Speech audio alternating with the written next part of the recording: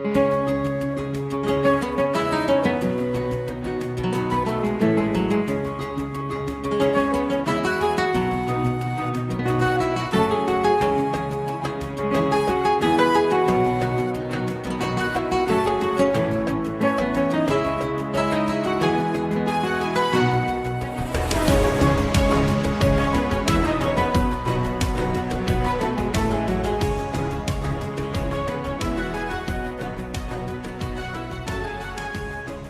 and welcome to today's episode of A Slice of Medieval. Derek and I have decided, as we do, to look into somebody neither of us knows very much about. So today's question is, how unready was Aethelred the Unready? And one slight note that we've been discussing this morning is how to pronounce Aethelred. We think it is probably Aethelred because I've seen many times that the ash symbol, the A and E together, is an A rather than an E.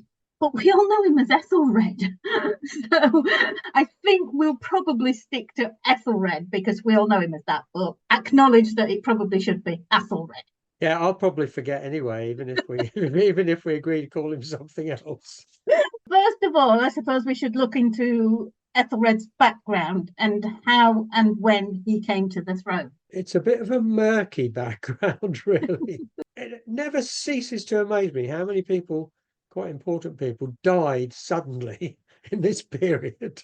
An outbreak of sudden deaths, it seems. Some of them perpetrated by other people. But yeah, his father was Edgar, I think. Edgar died suddenly. We don't know. We assume natural causes. The sources don't tell us anything untoward. So I guess he died of natural causes. But he left two sons, two half-brothers from different women. The problem with Edgar is his marital history is just as murky as his death. No one seems to know how many times he was married. They know that he was married to Alfred, who was the mother of Aethelred II. Yeah. But whether or not he was married to the previous women he was with or stole them from nunneries seems to be a little questionable. So his eldest surviving son was Edward, who may or may not have been legitimate. Yeah. Because we can't work out, nobody seems to work out whether or not Edward's mother was actually married to Edgar. No, and I guess that's one of the reasons why when Edgar died in 975, there was a bit of a dispute about which of the two half-brothers should succeed, with different nobles supporting one brother or the other. In the end, Edward, perhaps because he was the elder, succeeded. But it was not a happy reign. No. Edward succeeded, I think, because he was 13. Yes. And Aethelred was, they don't know exactly how old he was, but he was somewhere between 8 and 10. Yeah. So he was still a child. 13, you'd think, well, Edward was still a child, but in those days, at 13, you were a man. Well, he was certainly closer to being a man than his half-brother. But there was a charter. I was looking into this, and we were talking about legitimacy. There was another son who was Edward's half-brother, but Ethelred's full brother. And he was a couple of years older than Aethelred. His name was Edmund. Unfortunately, he died. Yeah. But there was a charter in which Edmund was styled legitimate prince, and Alfred, his mother, was styled legitimate wife. So I think they were trying desperately there to distinguish between Edmund's legitimacy and Edward's doubtful legitimacy. But then it wasn't a charter issued by the king, it was a charter issued by Winchester Minster. So whether or not they're trying to put a political slant and showing who they're siding with in future discussions on who succeeds. Well, the leading churchmen were actually split on Edward and Aethelred, weren't they? Yeah. In fact, there was a considerable split, but in the end, Edward became king. One of the shorter reigns in history. I read a comment somewhere that he was prone to outbreaks of violence or violent words. Yeah, I've read that, and I read that he was a spoilt brat, that he wasn't a very good king, and it's like he was a teenager, given an awful lot of power, and it was just like he was only on the throne for 3 years. He's been judged as being, well, he wouldn't have made a good king anyway. And it's like he didn't actually get the chance to prove one way or the other. No, and I mean, the most famous thing about him is his death, basically, because he was murdered, we believe. I don't know of any reason to doubt that he was murdered. It seems pretty cut and dried. Yeah, it looks like he was murdered, but the murderer, or the ones who instigated the murder, should I say, is open to question. Oh, yeah. But when you look at what is it, quo bono, who benefits, then it would be Ethelred. Ethelred, of course, can't get the blame because he was only 9 or 10 at the time. So nobody thinks he instigated it. But he did have a rather forceful mother, Aethelred, who was the first woman to be crowned queen in England. Was she? She was. She was the first woman to have a coronation. So she had a high opinion of herself, probably then. Well, I mean, there is this story that it was all her doing and she instigated it, but there's not really any evidence for that. No, there isn't. The only thing is, what happened was Edward was out hunting near his younger brother's lands, and he decided to stop off at Corfe Castle to visit his baby brother and the baby brother's mother. And apparently, as his horses pulled into the courtyard at Corfe Castle, servants came out with wine, refreshment. And he leaned down from his horse to take a cup of wine from whoever was giving it to him. And while the person was giving him the cup of wine with his left hand, he was stabbing poor Edward with his right hand. And then apparently it was a really gruesome murder because Edward's been stabbed in the stomach, falling from his horse, but his foot gets trapped in the stirrup. The horse is scared, so the horse runs away back outside the Corfe Castle, dragging the poor 16-year-old boy behind, who's probably still alive at this point. Stabbing don't usually die instantly, so he's bleeding to death with his foot caught in the stirrup, riding through the countryside of Corfe, probably with some people trying to chase him to try and slow the horse down. It's very detailed, and I'm always very suspicious of detailed stories that took place, 1,000 years ago or whatever. Yeah, I think it might be Malmesbury, actually. Yeah. But it is on my website because I did do an article on Edward the Martyr. That's why I remember it so clearly. Yeah. And Aethelred does get the blame for it at times. But there was an investigation, apparently, into the murder, but nobody was actually brought to justice. He was buried. There must have been something going on then, though, because it wasn't for a year, until a year afterwards, that Aethelred was finally crowned. I think William of Malmesbury is a chronicler who is responsible for most fiction written in the medieval period. He wanted to write an interesting story, basically. Good luck to him, but it wasn't history. So, I mean, I'm automatically taking anything he says with a pinch of salt, which may be unfair. I mean, the law of averages suggests that something he wrote was actually true. Yeah. But we don't know which bit. The bits that other chroniclers actually corroborate.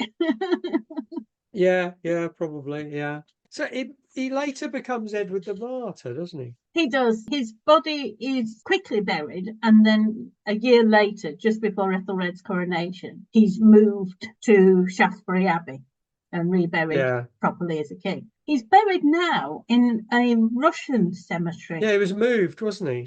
Yeah, in London, because he's a martyr in the Orthodox Church. Yeah. He's a saint in the Orthodox Church. I don't know how that came about. I did read about that, but I apologise, I can't remember. Yeah, I read it and I can't remember. So Ethelred then becomes king, and obviously he's quite young still, and I think the suspicion is that he's very much controlled by the leading nobles and churchmen at that stage, and his mother, I imagine.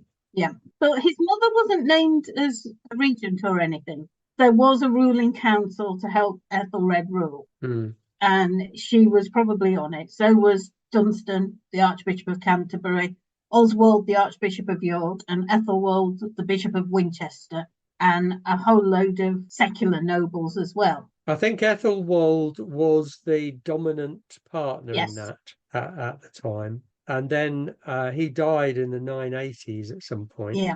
And a suggestion is that after the death of Ethelwold, that Ethelred began to rule perhaps a bit more independently. It's always difficult to judge these things, though. It is. I mean, there's no hard and fast line drawn in the sand, probably. It's just a process whereby as he gets older, he takes on more control. Yeah. There's no, oh, I'm 21 now, that's it, I'm ruler. No, there was no age, was No. there? There was no fixed age. So you can't exactly tell whether the actions are his or his council. But you do get the fact that in 984, Ethelred laid waste to Rochester after a dispute with the Bishop of Rochester. And he gets the blames for that. And it's seen as an example of his violent streak, or possibly that he was being led astray by unscrupulous men. Yeah, this is the thing. It's so hard to draw any firm conclusions. And I know it may be frustrating that we'll say this a lot, but it is the case that it's very hard to make any firm judgments about Ethelred. It is. And at this point in the 980s, I mean, this is sort of calm before the storm. This is the easy part of the reign. Yeah. It all gets a lot worse later. You also get that thing, and you had it through most of the medieval era, where if a king does something wrong, like with the Peasants' Revolt, they weren't blaming the king, they were blaming the evil council. Yes, yeah. So you do get this thing where it's unscrupulous advisors and evil councillors rather than the king, even though it's the king that did the action. So we don't know whether or not the king did the action or those unscrupulous councillors. Whoever they were. Yeah. Well, we know who it was later in the reign, but we'll get to that. Yes. Well, he then gets married around about 985, I think. He does, yes. To Elfgifu, I think. Is that right? Yes. Is that how you say it? Or Elfgifu. I mean, this is one of those interesting things, and I'm sure you've said this many times, that apart from the fact there's about 4 million Elfgifus, her name is not known, it's not recorded at the actual time, is it? No. One of those where people have pieced together who it must have been. Yes. Where she came from and so on, after the event. I mean, when you're reading about it, it's like, oh, she could be the daughter of Thorid, or she could be the daughter of Birgred, or she could be the daughter of so-and-so. And it's like, okay, so who was she? I think we can agree she was somebody's daughter. She was definitely somebody's daughter. So now they've decided she was Elfgifu of York, most likely the daughter of Thorid, Earl of Northumbria. Yeah. And the marriage was a political marriage to strengthen Ethelred's position in the north. Yeah, I guess that was sensible. I don't know whether it's his idea or not, but that was a reasonably sensible idea, wasn't it? Yeah, I would have thought so. Northumbria itself, as anyone who has watched The Last Kingdom will know, thought of itself as totally separate from the rest of England. And it had only been united with England under Athelstan, wasn't it? Yeah, and I think the other thing is that even in Ethelred's reign, the axis of sort of England, in inverted commas, was still Wessex. Yes. And he was the House of Wessex. Ethelred was part of the House of Wessex, and many would still have seen him in that light. So forging links with other strong nobles in different parts of the kingdom would be very sensible. Yeah. And obviously his marriage was one of the biggest things he had to barter. And we've said this before when we've talked about the conquest, that the concept of England, when we look back at it now, it's like, oh no, they invaded England and England had been England for centuries. At the time Ethelred married Elfgifu, England had been England for about 40 years. Yes, yeah. It was a very new concept. You know, they were more used to the heptarchy and the 7 separate kingdoms in England. That was what they were used to. The United England was only about 40 odd years old. And do you think probably if you lived in Mercia or East Anglia or wherever, would you think of yourself still as a Mercian before you thought of yourself as an English person? I would have thought so, and especially for the Northumbrians, who were so far away from Wessex, that they hadn't actually been part of the concept of an England for as long as Mercia and East Anglia had. Yeah. And even Mercia and East Anglia, they'd only been joined to Wessex recently, say 50 or 60 years earlier. Yeah. Whereas areas like Kent were more used to it. Mm. It was still an unfolding situation. Yeah. Yeah. Well, I guess we can say that the marriage was successful because they had hundreds of children. Not hundreds, okay, I exaggerate. But at least 10? Around 10 children? 6 sons and 3 daughters at least. And possibly, and you don't know how many didn't make it to adulthood either. No, because they don't necessarily, as we said with the Anglo-Saxon Chronicle, I was looking at it and it's like it was everything written down in the Anglo-Saxon Chronicle was written down in the time of Canute rather than the actual time. So if you're looking at 985 and marrying Elfgifu of York and then the birth of the children, they're looking back 20 or 30 years to write these names down and the children down. So if they missed one, you wouldn't be surprised. I mean, well, especially if they died young. Yeah, and nobody's left alive. Yeah. Because by the time of Canute, none of Ethelred's sons by Elfgifu was still alive. Yeah, that's right. But I think did he marry his daughters off to various earls or ealdormen? Yeah, and I think that is also a demonstration of how uniting England was still a political policy. Yeah. Because he didn't marry his daughters out of England into Europe to ally with European nobles. One of them, I think it was Elfgifu actually, was married to Uhtred the Bold, Earl of Northumberland. Yeah. And one of them married Edric Striona. And Wilfhild married, are you ready for this? Ulfkittel Snillinger. I've lost interest in who she married, actually. I think he was an East Anglian earl. Yeah, so I mean the policy is clear, isn't it? Basically, it's to kind of, strengthen Ethelred's connections across the kingdom. Makes a lot of sense. Yes, and to bring the former kingdoms closer to Wessex. Yeah. And to make their course the same throughout England. Because by this point, or the late 980s, wasn't it, that the Viking, shall we use Viking to avoid having to say Danes, Norse and Swedes? Well, yeah, I tend to think of them as Danes, I must admit, but it is difficult. It is, especially in this period. There were two main ones. One was Sweyn Forkbeard, who was King of Denmark. Yeah. And the other was King of Norway. Yeah. So you do have various factions who basically saw advantage in raiding into England. Yeah. So Elfgifu, his wife Elfgifu, dies around 1002. Yeah, it's somewhere around 999, 1000 or 1001. Right, okay. The poor woman is so not in the record. No, it's sort of ethereal presence. Yeah, she never attested any of Ethelred's charters. If she didn't have children, we probably wouldn't even know she'd existed. Yes, yeah, that's true. Yeah. And there's even a doubt as to whether or not she raised her children, because we know Athelstan, their eldest son, was raised partially by his grandmother, Alfred. So how much of an impact she had on history with a lot of women in medieval times. It's not that she's written out, it's that she was never written in. No, that's right. And if she didn't have any sort of political influence, and if she didn't do something or wasn't in a charter somewhere, she, as you said, she doesn't exist in the record at all. If she hadn't had children, she would exist even less. Yeah, so you've got to give it to her successor, Emma of Normandy, who actually had a book, financed the writing of a book about her. So we know Emma existed because she made sure we know. I think she was a rather different kettle of fish, as they say. Oh, yeah. But he married her fairly soon. He married her in 1002, didn't he? Yes. And again, it was quite a sensible marriage, I would have thought, really. Again, it was a political marriage. Yeah. In the 990s, actually, it was in 990, Pope John XV had brokered a peace between Ethelred and Richard, the Count of Rouen. Right. Who was basically Duke of Normandy, but at that time was Count of Rouen, to try and stop the Viking raids, where the Vikings were using Normandy as a jumping off point to attack England. Yeah.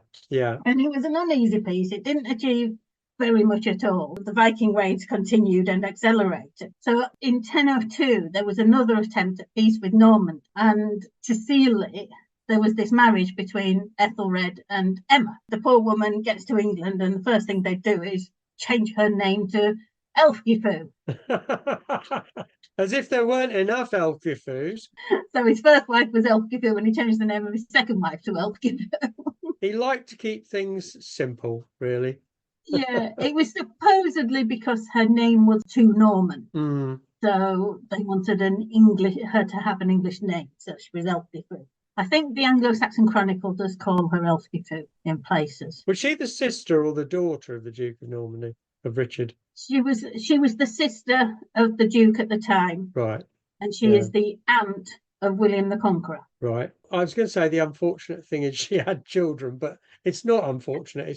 It just complicates things a little bit, doesn't it? It does. And she was crowned as well. Yeah. She actually had a coronation. The first Elfgifu didn't. No. Probably because Aelfrith, who had been crowned, was still alive. And maybe they thought you couldn't have more than one queen. England was only big enough for one queen. Yeah. So poor Elfgifu the First, for want of a better word, did all the hard work of producing 9 or 10 children, but never got a crown on her head. So then we have Elfgifu the Second, who is married to Aethelred, crowned and given the full dignity of the king's court. Although again, she, like Elfgifu the First, doesn't appear so much in the records in Ethelred's time. No. She comes to the fore in Canute's time, where he seems to see her as a partner. Is that because she was younger? Possibly, because she was probably only a teenager when she married Ethelred. When she married him, yeah. Whereas experience taught her quite a lot. Yes. I think. I mean, she really did jump into the fire, bless her, because it wasn't an easy time in England in those first 2 decades of the 11th century. No, I think that's a bit of an understatement, really. But she did her duty. She had 3 children, Edward, Godgifu, and Alfred. Yeah, Edward, who will later be called Edward the Confessor, of course. Yeah, but interestingly, unlike with previous kings, Ethelred's oldest sons by his first wife were accorded precedence over his younger sons by second wife, despite the fact Emma had been crowned queen. And the first wife hadn't. Yeah. But I think that was also practicality as well, because his sons by his first wife were now teenagers, training to be soldiers. Yeah. They were going to get a baptism of fire. I mean, he had all these sons, and it reminds me a bit of Alfred's time, because Alfred was, what, the 4th son or something? And his brothers all died fighting the Danes, or just generally died. Yeah. Leaving Alfred as the sort of the man left standing. And it's a bit similar with Ethelred's sons, so that the only one really who's left by the time the reign, well, certainly by the time he dies, is Edmund, who wasn't his eldest son. Well, there's 2 actually. There's 2. 2 are surviving when Ethelred dies. There's Edmund, who becomes king, and Edwig, who's younger than Edmund. Yeah, I thought Edwig died before him, but maybe not. No, Edwig was murdered either by or on the orders of Canute. I think it was by Edric Striona on the orders of Canute. I hope you're following this at home. But I mean, the golden boy, Ethelred's golden boy, appears to have been his eldest son, Athelstan. Yes. He was raised by his grandmother and seems to have been a warrior prince. I mean, he had a really impressive weapons collection. I'm not sure that's a good thing, really, but he's leaving all these weapons to his brothers, and he leaves Edmund a sword that once belonged to Offa of Mercia. That's what he says, but who knows? Yeah. But how often does it happen that you have this golden boy, you have this eldest son, and all the hopes are in that son, and then he dies? Yeah. And it happens time after time in history, in royal history. And he died in 1014. I couldn't find any reason for his death. I'm assuming it was wounds received. He had time to write a will on the day he died and decide which weapons go where. That was his main concern, was the destination of his weapons collection. Who gets my swords? Egbert, Adred and Edgar had already died in the preceding years. Edred had died the year before Athelstan, and Egbert and Edgar, they would have still been children when they died in 1005 and 1008, I would have thought. Yeah. So you get to 1015, and Ethelred had this massive brood of sons, but now he's got 2 left alive from his first marriage, and his 2 boys from his second marriage are still alive, but they're only 10 and 12 or something like that.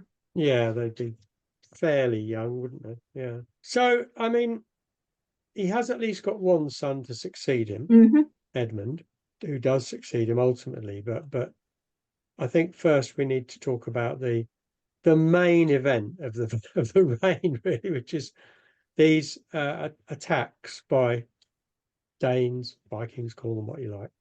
And I think the scale of the attacks can only really be compared with those that Alfred faced. Yeah. No other king had had to face this sort of scale of attacks over a period of time, apart from Alfred. And they were coming year on year, every summer. They were Viking raids. And because they were seafaring, they could turn up anywhere. Yeah. Of course, the other thing is England, well, the country England was a hodgepodge of people. Mm. I mean, there were a lot of Danes who had lived in England for generations, in the Danelaw particularly. But yeah, I mean, especially around where I live. Yeah, I live in Bassetlaw, which is part of the Danelaw. So they would here, it was mainly Danes. So, you know, when you're looking at how the Danish attacks were viewed, it's quite difficult to get a clear picture. One of the problems we have with Ethelred, and again, the comparison with Alfred stands out, I think, is that Alfred had a very bad time with the Danes, like Ethelred, but the difference, I think, is in the abilities of the two men, as far as we can judge. It appears that Ethelred was not a war leader. He was not a warrior who could galvanize his people, whereas Alfred was. And Alfred was also a magnificent strategist. And it doesn't appear that Ethelred, although I'm not saying that Ethelred, that everything he did was bad. I think he made some good decisions about marriages and so on, so very politically astute. But when it came to actually fighting Danes, I don't think he really did a very good job. Mm-hmm. Well, I wonder if his task wasn't bigger than Alfred's as well, because Alfred, yes, he expanded into Mercia and East Anglia eventually, but he just had Wessex to consider in the beginning, and he built out from there, whereas Ethelred had the whole of England to protect, and it was a much bigger undertaking than protecting Wessex. To be fair, what he tended to do in the 990s particularly, and even after that, was to buy off the Danes. Well, that's a sound policy. I don't think we can criticize him for buying off the Danes. It's a lot less destructive. Yeah, Alfred did it. Yeah. Charles the Bald did it. It was a standard practice strategy and had been for centuries. But the difference is that someone like Alfred, whilst he too paid the Danes to go away, he was also capable of gathering armies to defeat them. Yes. And that is something that seems to have eluded Ethelred. I think it's very difficult now to get any sort of clear picture of the state of England in that respect, as far as the Danes are concerned, in other words, at that time. Well, you also there was in 1016, I think it was early 1016, Edmund gathered an army ready to fight the Danes. Yes. And he had to disband it because Ethelred was in London and didn't come to the army. And the army wouldn't march without the king at its head, which is a bit of a problem when you think you've only got one king. And if he's not there, the army say, no, we're not going. Well, I think there was a basic divide between Edmund and Ethelred in 1016. Let's go back to the Danish raids and this event which occurred on St. Brice's Day, which I'm reliably informed was the 13th of November in the year 1002. Ethelred, again, I'll be careful how I say this, but Ethelred appears to have ordered the mass killing of Danes in England. I don't think it's quite as straightforward as that bold statement. I don't think there's any doubt at all that some Danes were killed. I think that's a matter of archaeological record. In Oxford, for example, and in one or two other places, there is evidence from the time period that people were killed and murdered, not in battle. Well, we have to distinguish here as well, because it was in England. It wasn't in the Danelaw. No. That was seen as a separate entity. Yeah, I mean, there's a lot of confusion around the whole thing. Was it just men Was it men, women, and children, as is sometimes claimed? Was it just Danes who had recently arrived and had settled in the Wessex area? Was it Danish mercenaries who'd come there raiding initially and then decided to stay? We just don't know exactly who these people were. Yeah, and one suggestion I read was that it was Danes who had come raiding originally, but then when the Vikings had returned to Denmark and Norway, they'd stayed on and worked as mercenaries in Aethelred's service, but then had left his service, and it was those that he had ordered the deaths of. But I mean, this must have happened countless times that Danes stayed in England. I mean, that must have happened possibly hundreds and hundreds of times over the centuries, that Danes who had come to attack had settled in England and stayed on. Maybe they continued as mercenaries or soldiers of some sort. Maybe they farmed the land. But one way or another, there were bound to be loads of those people.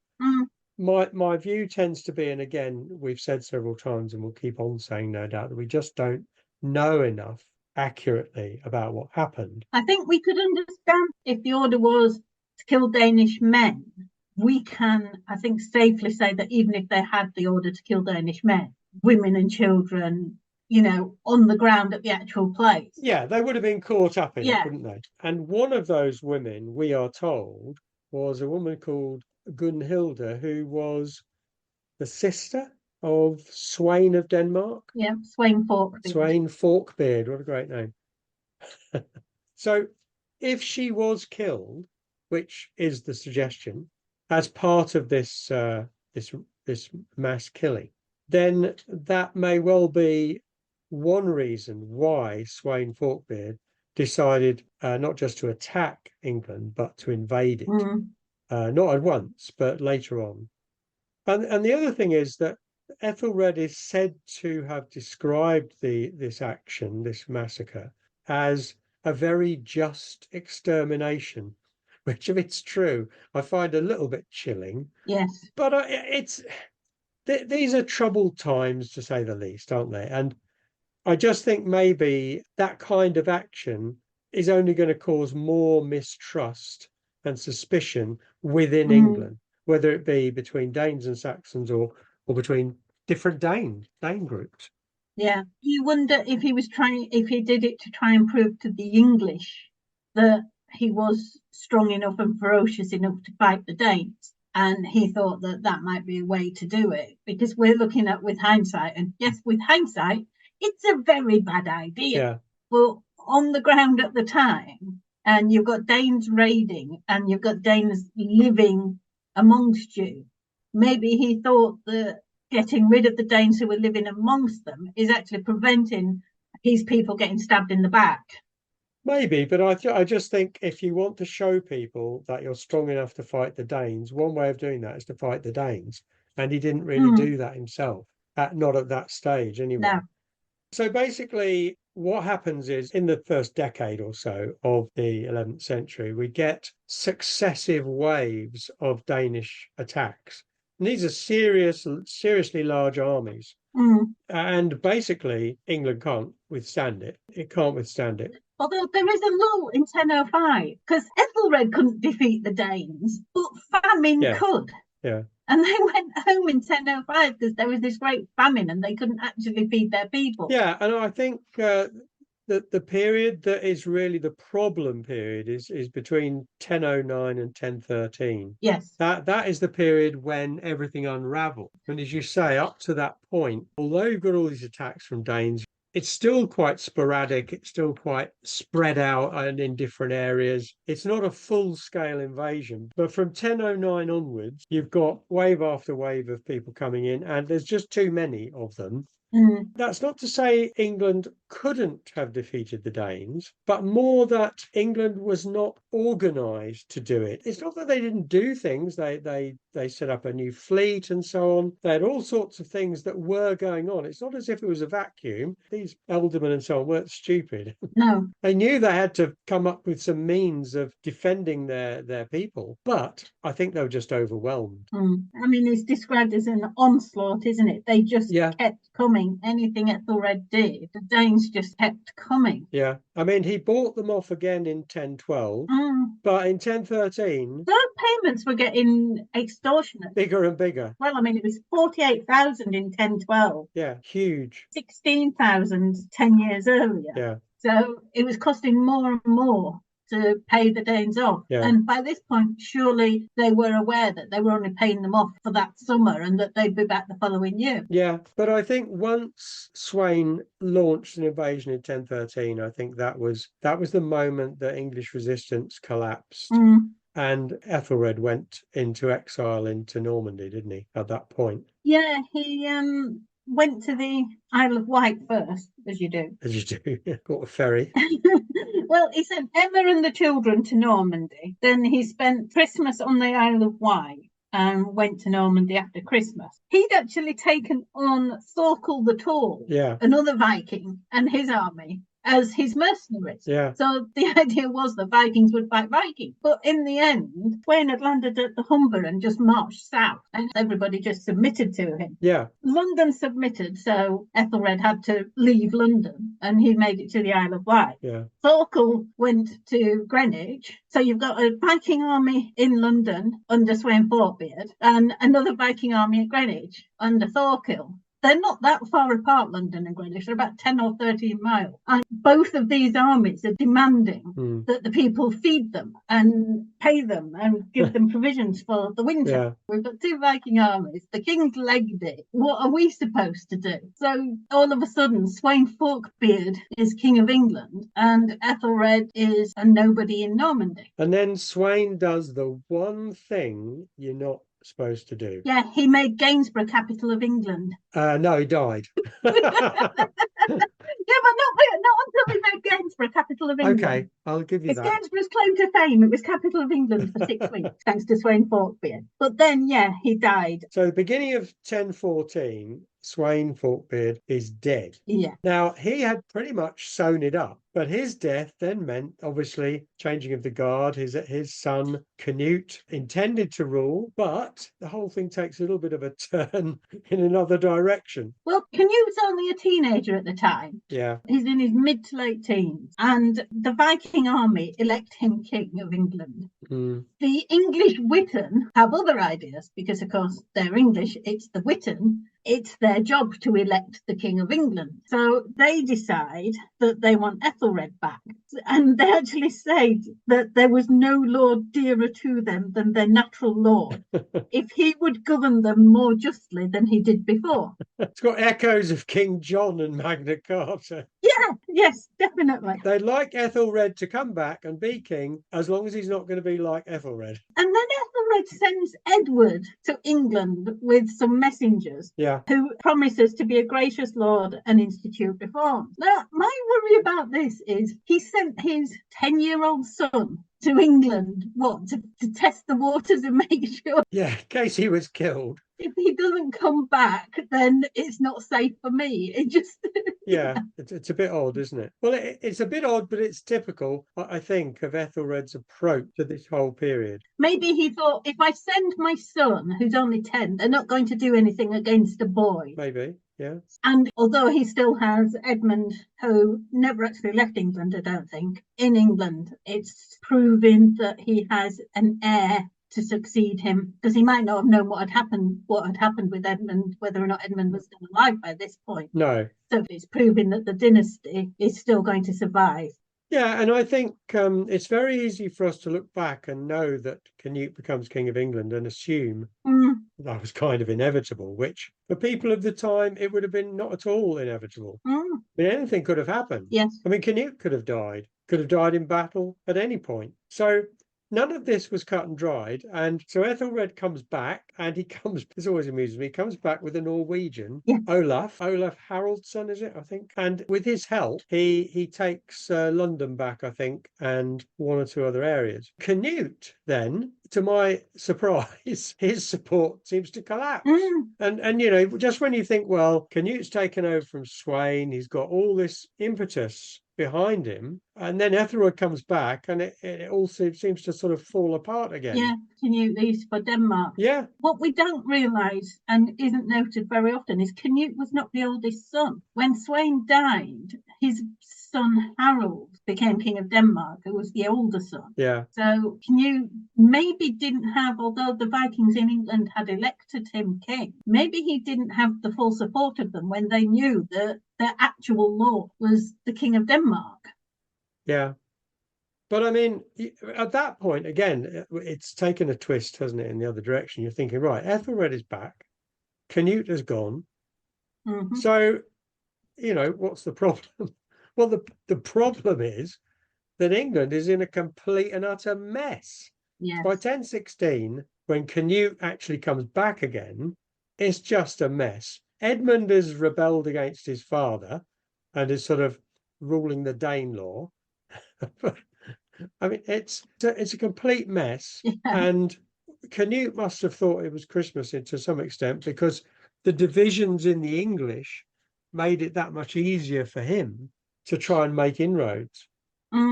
And the divisions in the English seem to be centred around this chap, Edric's Triona, who was Ethelred's son-in-law. He was an ealdorman of Mercia. He'd initiated a palace coup in 1006, which weakened royal government. And then he seems to have changed sides based on, I don't know, what direction the wind was blowing, all the way through. And it's because of him that there's this rift between Ethelred and Edmund. What I found interesting was that when Ethelred actually dies in 1016, there is a deputation of ealdormen and councillors and so on who go to Edmund and ask him to be king. But there is another lot of nobles who go to Canute in Southampton and say, you can be king.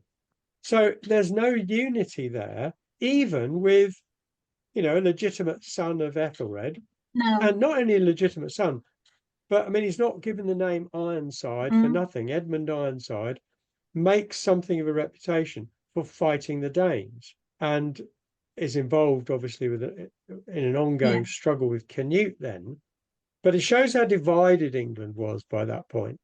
Although we had the succession within the royal family, primogeniture as eldest son succeeds wasn't established as the rule of succession until Henry III's time. No. We have the example of William the Conqueror giving England to his second son and Normandy to his eldest son, because in Normandy they did have the eldest son succeed, whereas they didn't in England. Yeah. So the kingship was supposed to be through the Athelings, people who were throne worthy, but based on the judgment of the Witan, the English ruling council. So technically, you've got the Witan divided between Canute and Edmund. Yeah. And also you have to look at the number of Danes who were in England at the time would have looked more towards Canute than towards Edmund.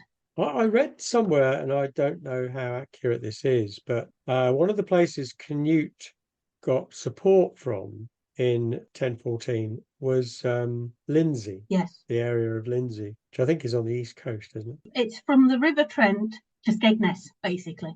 So it's north of East Anglia and south of the Humber. Right, okay. Northeast. Gainsborough is in East Lindsey. Yeah. And that was Canute's father's capital of England. And apparently, when Canute left, he sort of abandoned those in Lindsey who had supported him, and Ethelred sort of wreaked his revenge on them. And then that was what apparently caused Edmund to rebel against his father. He took over that area, and the suggestion is, again, who knows whether it's true or not, but the suggestion was that the people who lived in those areas were just fed up of the fighting and were prepared to support Edmund rather than either Ethelred or Canute, because they thought he might be able to defend them, presumably. And did he marry a Dane? No, he married the widow of. There were two Saxon barons, and Edric Striona invited them to these two barons to dinner and killed them. Killed them with the intention of taking their lands. And Edmund married the widow in order to claim the lands. So, and all these tenants swore fealty to Edmund, which upset Edric. Seeing as Edric was on Aethelred's side then, it's questionable as to whether or not Aethelred had ordered Edric. Everything's pretty questionable, really, isn't it? And Edmund thwarted the plot by marrying the widow. I mean, clearly Edmund must have been reconciled with Ethelred before he died, because he was fighting with him in 1016. Yeah, they did join together in the end. Yeah, and when Ethelred died, we've then got this sequence of fighting between Canute and Edmund. Similar age, weren't they? Similar They were about the same age. 18, 19, something like that. And, two great warriors, probably. Yeah. Edmund is called Ironside. He's 18, 19 years old at the most, and he's already got such an awesome reputation. Yeah, that's remarkable. Although, of course, ultimately, he loses to Canute. He loses a big battle at Assendon, I think. Yeah. He campaigns in Northumbria at one stage and sides with Uhtred the Bold. But while Uhtred is away campaigning, Canute makes a move on York. So Uhtred has to return to York and submit to Canute to protect his land. And he's then murdered, which loses poor Edmund, one of his greatest allies. I think it was Assendon that Edric Striona and his men are in Edmund's ranks, but refuse to fight, which gives Canute the advantage. Yeah, but the interesting thing is that though Canute won that battle and clearly therefore has something of an upper hand, he agrees to divide the kingdom between him and Edmund, with Edmund having basically Wessex and Canute having everything else. Yeah, Edmund has everything south of the Thames, Canute has everything north. Yeah, and then of course Edmund does what Sweyn Forkbeard did. Just as he's achieved something, he dies. Yeah, they had this agreement. Edmund gets the south of the Thames, Canute gets the north, and whichever one outlives the other gets the whole lot. Yeah. You're thinking, that's great so long as you're both noble and happy to wait for the other to die. And of course, there is this thing with Edmund. It's possible he died from wounds received over the summer. But there's also this story that he went to the toilet one night and there was somebody waiting inside underneath the latrine with a spear. I think that's probably dramatic license. I might blame Malmesbury again because I can't remember where I heard it first. Yeah, I mean, it's the period is full of these stories, which is what makes it so difficult to really assess exactly what was going on. In a sense, I guess it doesn't matter why he died, because he did die. And that made all the difference. It meant Canute could take over. Not exactly unopposed, but pretty much unopposed. Yeah, and then he reigns for, what was it? A long time. Nearly 20 years. Yeah. It's an irony, isn't it? The most stable period was when he was on the throne. Yes, very much so. Crazy, really. Although you also have to say that what people don't realise is that Canute was a Christian as well. Because you get this whole idea that the Vikings were pagans, and they were in the 7th century when they first started raiding. Yeah. But by the 11th century, they had converted to Christianity, just like most of Europe. So there wasn't that Christian against pagan crusade that Alfred had had. No. Okay, so the $64,000 question is about this nickname, the Unready, that has been applied to Ethelred, poor soul. Where does that come from? Well, I couldn't find out where it actually came from. The idea is it's a play on words. Ethelred means noble counsel. So Ethelred the Unread means noble counsel, the ill-advised, or the evil counsel. But it's a play on it, which was invented long after all these people were dead. 150 years or so later, something like that, perhaps. So it's basically a judgment. It's not a contemporary judgment, obviously. It's a judgment made generations later about this king. And yes, with the passage of time, there's some perspective, But I'm not sure that 150 years after he died, they knew any more than we do, to be honest, or as much No, as we do. the thing is, you look at Ethelred. Can you name anything he did other than fight the Danes badly? Yes. Well, apparently, I mean, he's had a bit of a makeover since the 1980s, really. And a lot of historians say, well, he passed a lot of Yes, laws, he had a lot of legislation, and these laws can't have been bad because Canute used many of the same laws himself. yes. So this is somebody who's, it may not have been Ethelred himself, but his churchmen and advisors and so on. But one way or another, he did actually produce some legal reforms and some also, I think, some fiscal reforms. So Yeah, there was something like 3 big law codes, weren't there? yeah. And the second one, we only know the content because it was reissued by Canute. So there is more to the reign than the Viking raids, but the Viking raids defined his reign because of how it ended and because of how he dealt with it, not terribly well. Mm, But that doesn't mean that he was yes. a bad king overall in the other things he Mm. did. But it will always colour people's impression of him. I mean, you have to wonder how much the fact that travel between Winchester and York would take several days. You know, it's a centralised government in a time when communication wasn't easy. Yeah. And I think also there was no way of actually knowing exactly where, for example, a Danish army was. Mm, You would have had loads of reports coming in, but these were often wrong. yeah. You couldn't really trust them. And probably decoys Yeah. as well, Yeah. send a couple of ships to Yeah. Sandwich, sail the rest up to Scarborough. Yeah. It's not easy working out, like you say, Mm. predicting where the next raid is going to land. And it doesn't help that I didn't realise this, but the Anglo-Saxon Yeah. Chronicle, where it's chronicling his reign, was written in the time of Canute. So you can't help but wonder how much is coloured by the fact that they're writing it during the reign of the Yeah. next king. He's basically one of the Vikings that Ethelred was fighting. So he's not going to want Ethelred to come off Yes. looking good. In the Anglo-Saxon Chronicle, Ethelred's reign is described as disaster precipitated by treachery, compounded by incompetence, and relieved only by defeat. So they're not sitting on the fence. No. But I think if you're English and you're having any part in writing the Anglo-Saxon Chronicle, you're an English monk, your view would be that you have a Danish king because of Ethelred's failure. Yes. And whatever good things Canute might bring about, the House of Wessex has been sort of interrupted, has been lost. I mean, in the end, it wasn't lost, but for a time. And these are also monks, so they're also looking at Ethelred's reign through the idea of divine justice. Mm. And they see the conquering by the Danes as judgment on Ethelred's mistakes. Yes. So they're going to say it was a bad reign because he lost. Yes. Yeah. He must have deserved it. Yeah. There's no benefit of the doubt there. Mostly, I think, Ethelred treated these raids by the Danes in the same way as previous rulers had, but they were on a scale not seen for a long, long time. And that, in the end, just defeated him, overwhelmed England, really. And you look at the 990s, they were more sporadic and regionalised. Yes.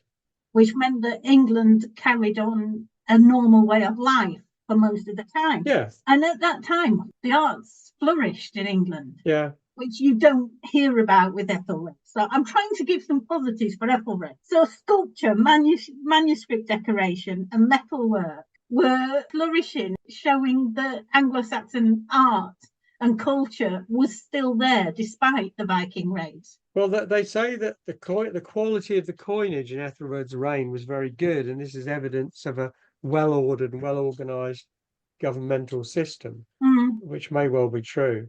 Certainly, there was enough cash. So, it must have been a wealthy society, that England was a prosperous country because they had all this silver they could pay the Danes. However difficult that might have been, it was there. Yeah. And you do wonder how much of his reign has been coloured by later chroniclers. We've already mentioned Malmesbury. I also noticed my favourite chronicler, Henry of Huntingdon, blamed Ethelred's marriage to Emma as setting in motion the Norman conquest, and also blamed the tribute payments that Ethelred paid as the origins of the excessive taxation of his day. 100 years later, 150 years later. I think those are long shots, really. I think that's, I don't think you can draw those judgments from so long before. I mean, he married Emma of Normandy. It was a good idea. There were plenty of good reasons for it. The fact that in the longer term, it caused rival claimants for the English throne, I don't think you can pin that on Ethelred, really. No, you can't foresee that. His idea was to persuade the Normans to stop harbouring Vikings over winter so that they had an easy launch point to invade England in the spring. Yeah. And in theory, that would be a good idea. The problem was the Normans were also Vikings. So overall then, what are we saying about Ethelred? I mean, the whole idea of unready is I think, wrong. That's completely irrelevant, really. I don't think he was caught unawares as such. I don't think he was unready in that sense. No. And that can get consigned to the bin as far as I'm concerned. Was he ill-advised? Possibly at times, but then lots of kings are ill-advised at times. Yeah, but I think there is something to be said about the fact that he didn't always pick his counsellors sensibly.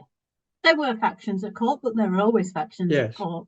Of course, you can only pick your advisors from the pool you've got. So if you haven't got anyone who stands out clearly as a sensible man who would be a good, strong right arm, you have to pick who's available.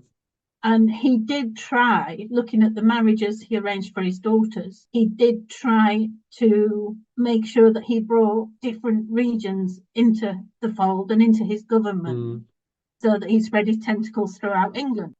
Often it's said rather airily, I've probably said it myself actually, that a strong king will control his factions and will ensure that there is a sufficient degree of unity in his government. But sometimes individuals can't be tamed. They're on the outside. And we mentioned Striona. There are people who make life very difficult for a king.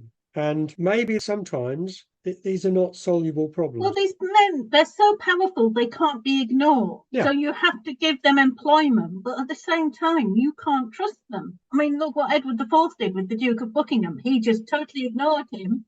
Well, yeah. Richard III employed him, and look what happens. It's, Well, I was thinking, funnily enough, of a comparison with Edward IV and Richard, Earl of Warwick, because I mean, Edward IV was a strong personality and a strong ruler up to a point, but he couldn't stop this very, very powerful man from rebelling against him. Whatever he did, he couldn't stop him, except by violent means, which is ultimately what happened. And he had obviously the military prowess to win, but none of these things are cut and dried. And even someone like Edward IV could do nothing about Warwick. He couldn't stop it. And we have to remember that Ethelred was exactly the same as Edward IV. They didn't have a standing army in those days. The king did not have an army to enforce his government, his justice. He relied on these nobles to supply their men to form the army. So they had this power over the king, which is, you don't treat me right, then I won't turn up to the fight. One thing that's said, though, and I think it's a fair point, is that when Edmund is in control, he raises army after army to fight Canute. There's no shortage of people to join an army to fight Canute. But under Ethelred, that wasn't quite the same. And I suspect it's that thing of a war leader. It's back to, are you going to follow this guy into battle or not? And sometimes in the time period we're talking about, it is very much about that personal leadership. There is a question of whether or not, if we do come and join the army, are we actually going to fight? Because there was this instance where he marched up to Gainsborough and was on the opposite side of the river to Gainsborough to fight Canute, and he turned around and went home, without a fight. And you've got all these men, 5,000, 10,000 men, all ready up for the fight. king gets you there to the battlefield, and then it's like, actually, I've changed my mind. They're not going to trust him if he does send the order out, come and fight. Yeah, but is it come and fight or come and march for 3 days and then be told to go home? Do they trust him to actually follow through? Okay, so in a nutshell, what we're saying is that Aethelred wasn't in any sense particularly unready, but his reign was coloured by what happened against the Danes and his inability really to stamp them out, as it were, to really militarily defeat them. And he's definitely judged on the last 10 years of his reign, because in the 990s, he was holding them at bay. It's just after the St. Brighter's Day massacre, when they came back after the Great Famine, so when they arrived back in 1006, from that moment on, his strategies that had worked in the 990s stopped working. The other thing is, you have to wonder, if Ethelred would have made a better king in a different time, if he's been the king before the 990s, before the Viking raids resumed, with the law codes and the arts and things like that. If he didn't have to fight, then he might have made a better king.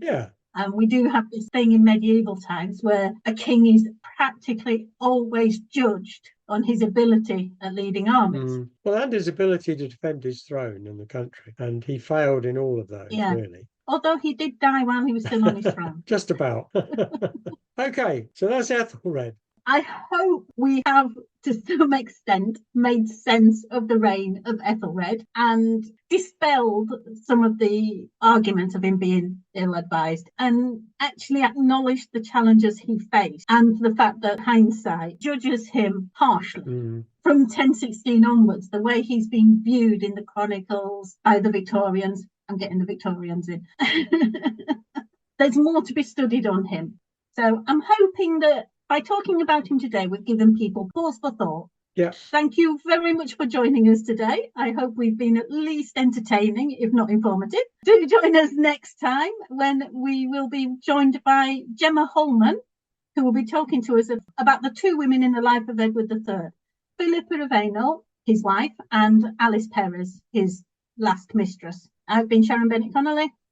And I'm Derek Birks. Thank you very much for listening today.